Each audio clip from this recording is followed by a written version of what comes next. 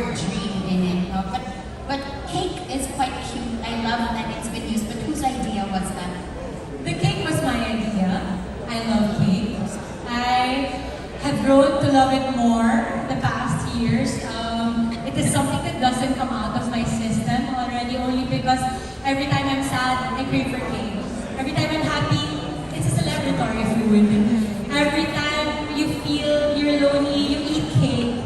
I feel like it's been such a big part of my life, that cake word, that I wanted to immortalize my love for cake through the skincare line.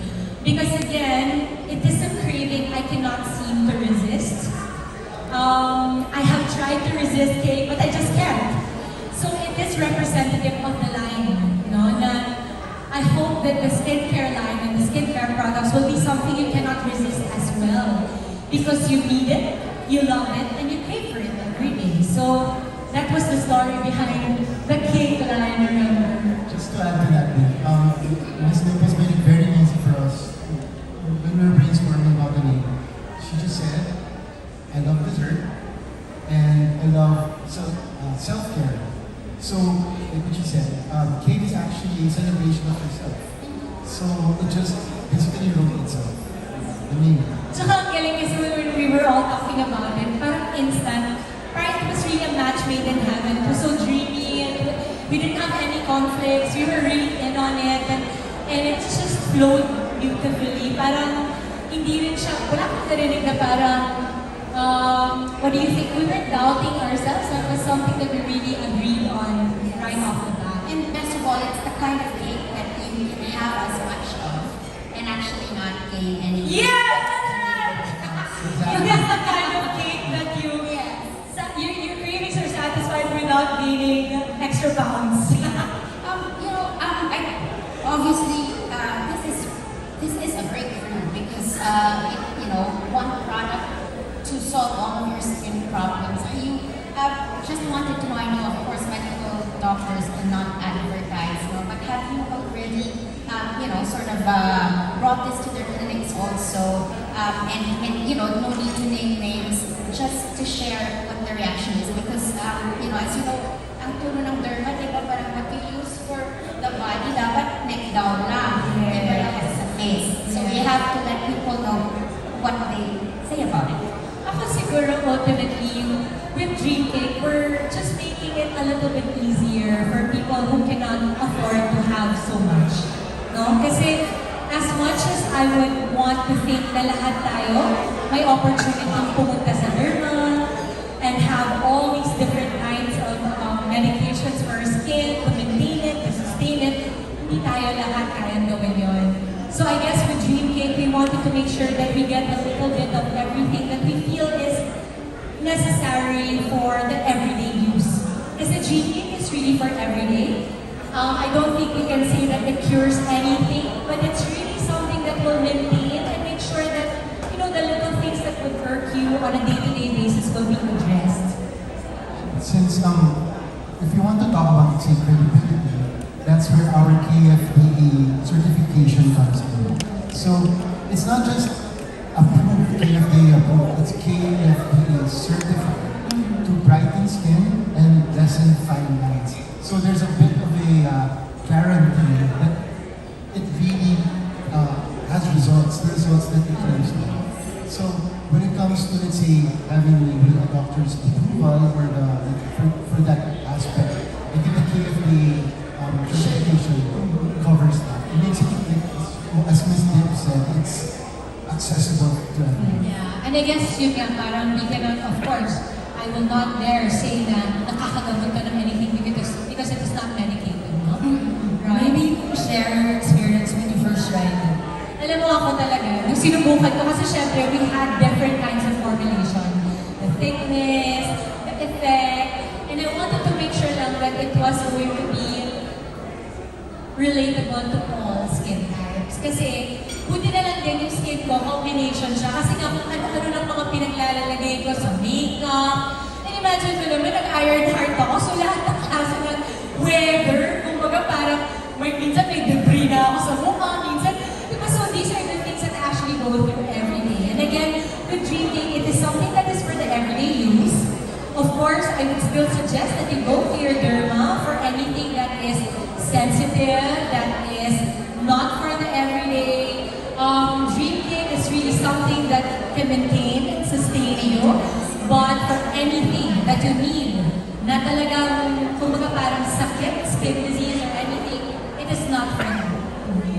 Thank you for clearing that up.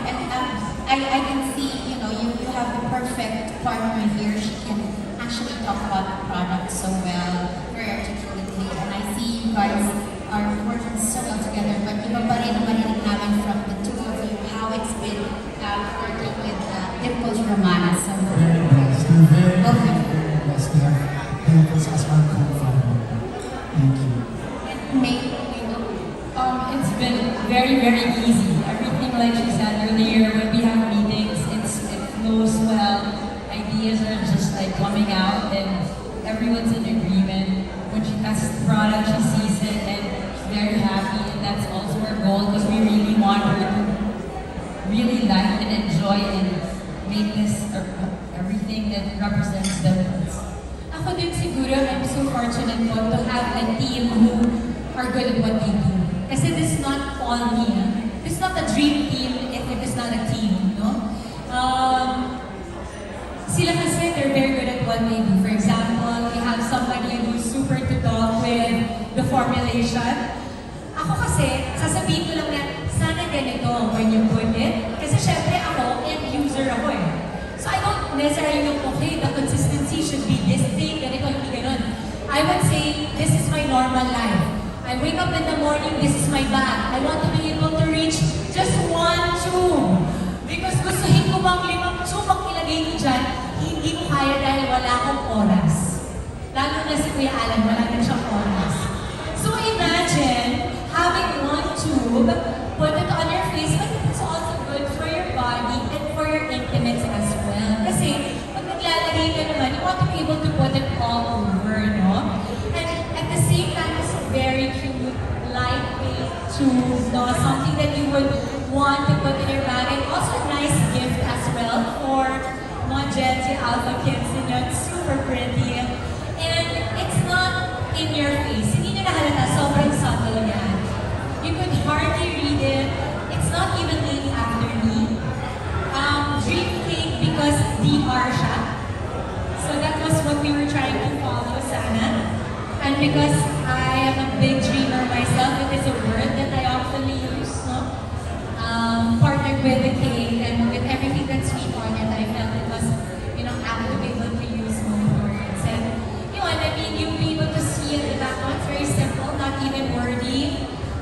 We wanted to keep it, you know, as minimal as possible. Thank you, and good luck, as you like perfect for Christmas. Yes! Perfect talaga. Thank you. Thank you, Ms. Dessa. We have Mr. Nicky Wong, our entertainment editor from Manila Standard. Thank you. I'm so privileged naman po. Thank you for your presence. Thank you, boss. First of all, congratulations to you and your dream team. I was wondering, well, some brands, what they do, they formulate products for a specific segment. Like, they're skincare for men or for women. Why did your team decide to come up with a line of products that work for both men and women? Wala ko kasi halo-halo din yung network of love mo. Parang matatawag yung ang tamad ko kasi mag-isip. Yung parang with everything that I have to think through every day with the other businesses that we do, me as a mom of 3, and imagine my children are of different generations. I have a 90-year-old, an 8-year-old boy, a 1-year-old who's also here. I have a husband. I have things I have to remember. And you know what? I think towards the end of the week, I'll be seeing you all, most of you, again for another big launch. So these things, I have to make sure I think about. So the least amount of thinking sana for skincare, I would want to apply. Kasi taken for granted na nga siya most of the time. So we want to be able to adapt to that mindset. And so even if I wanted to do, like for example, a specific line for men only, or for other genders, or for women only, I feel like skin is skin.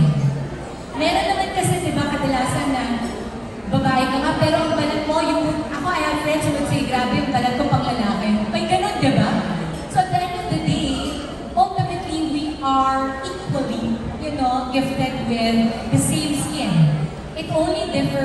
in the activities that we do. And so we want to make it as generic as possible that works through all sorts of skin types. This one I would have to agree with Tessa when she said that this is a breakthrough brand. And also, I wanted to know, when you were, during the initial stage, planning and conceptualizing the brand, what was the vision for DREAMCAKE? You know, the vision for DREAMCAKE was to come out with products that were multi-purpose, that was easy to bring, that was going to be a household name. We wanted it to be able to resonate with all types of people. Gender man yan, status man yan, whatever kind of dreamer you are, whether you're the type of dreamer that is a patient dreamer like myself, or you're a risky dreamer like my other friends na big dreamers talaga sila, I wanted to be able to adapt to the kind of lifestyle I have. And don't we all just lack the time? Kasi yun naman yung common denominator sa ating lahat, di ba? Na we lack the time to take care of ourselves. And so with DREAMCAKE, the idea is to be able to produce products that will make it the easiest, most minimal, but maximum application and effectivity para din mas madali para sa ating lahat. Because it is something that I learned over time, no, Sir Gian, na kahit sino, busy. Exactly. I think the magic word here is inclusivity. We want everyone to learn what they're doing. So, especially now in a post-COVID world where people are actually getting their revenge body, they want how they used to be before. This actually takes care of that and gives everyone, all genders, all ages, the opportunity to actually attain their dream skin. Yeah. And also, Sir Nick, gusto ko lang i-point out that when you get DREAMCAKE, you don't just get and buy the product. You get the mindset of satisfying a particular craving that should be satisfied every day. Kasi for example, diba, if we don't have the correct mindset in taking care of ourselves, it will just be a one-time thing. Naubos mo tong tube na to, tapos na. But with DREAMCAKE, we want to be able to sell to you the mindset of satisfying your skin cravings all the time. Because as soon as you feel like your skin, your body is already dry, it's already not looking as youthful, you want to be able to have that mindset na, oh my God, my skin is craving for DREAMCAKE. My skin is craving for goodness. It needs cake. So ako nga parang like nag-iisip na, have you caked yourself today? Diba? Because when you talk about cake, you talk about celebration.